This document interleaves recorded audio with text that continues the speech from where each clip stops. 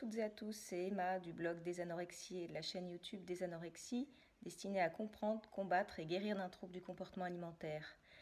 Aujourd'hui, je voudrais apporter mon témoignage pour la journée mondiale TCA, puisque nous sommes le 2 juin et que depuis plusieurs années maintenant, je crois 6 ou 7 ans, cette journée existe dans le monde et qu'en France, elle s'organise depuis à peu près depuis 2 ans. Voilà, donc je viens de poster sur ma chaîne un live, une retransmission d'un live Instagram qui faisait intervenir Nicolas Sahuc et le docteur Corinne Blanchet-Collet qui travaille à la Maison de Solène. Nicolas Sahuc, lui, est diététicien spécialisé dans le trouble du comportement alimentaire. Et suite à ce live, j'ai décidé de retémoigner pour cette journée spéciale TCA. Puisqu'ils concluent leur live en disant qu'il faut vraiment porter haut et fort la parole des usagers, des familles, puisque le thème cette année, c'est aider et soutenir. Et donc nous, en tant que proches, en tant que famille, on souffre énormément de voir notre enfant dans un état de détresse et on se sent vraiment impuissant à l'aider. Mais on n'est pas impuissant parce que tous les jours, on va lui apporter notre amour, tous les jours, on va se documenter sur la maladie et c'est comme ça qu'on progresse. Et ces deux spécialistes disaient que les parents, les familles les aident aussi dans leur progression, les aident vraiment à progresser, à avancer dans la compréhension des troubles alimentaires. Donc moi, ce que je voulais dire, je voulais revenir sur le début de leur live où ils parlent de la maltraitance quand même, qui malheureusement, il faut quand même le dire, existe encore, puisque ce sont quand même les maladies mal comprises. Donc moi, mon enfant, lorsqu'il a été admis au bout de 3 semaines d'anorexie complète, il avait moins de 10 ans. Il a été admis dans un service de pédiatrie, généraliste, pardon, où il a été observé pendant à peu près 48 heures.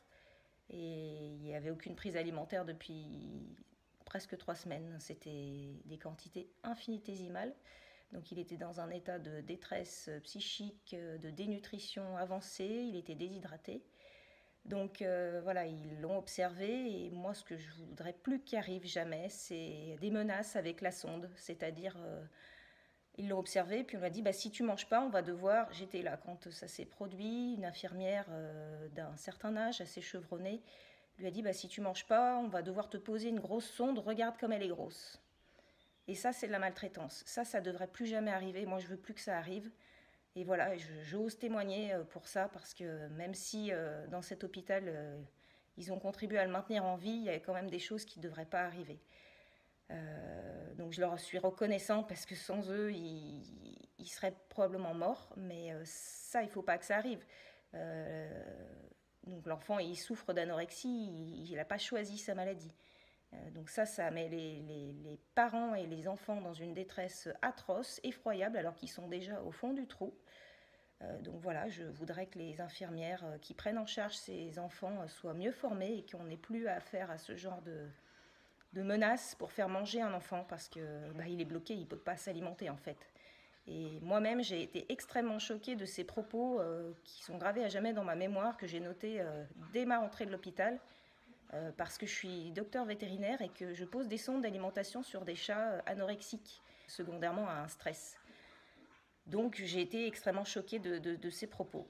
Et mon fils, suite à ça, il a mentionné que si on lui posait la sonde, il allait se suicider. Enfin, c'était horrible. Il avait moins de 10 ans. Donc il faut quand même prendre en compte la souffrance extrême de ces patients et de leurs familles et ne pas leur infliger des choses de ce type-là en plus de la maladie. Je voudrais redonner un message d'espoir à toutes les familles qui sont dans le combat, à tous les parents qui se démènent pour faire prendre en charge leur enfant puisqu'il y a des files d'attente interminables et qu'il y en a qui sont dans des états critiques. Et il faudrait vraiment mettre les moyens et ne pas renvoyer les gens chez eux sans prise en charge. Parce que les parents, ils n'y arrivent pas, quoi. C'est une maladie extrêmement grave et il faut vraiment une prise en charge hospitalière bienveillante et spécialisée. Voilà ce que je voulais vous dire pour cette journée mondiale TCA. Je souhaite très riche en échanges. Et merci à tous les intervenants qui prennent soin des enfants et des adultes qui souffrent de troubles du comportement alimentaire. À bientôt.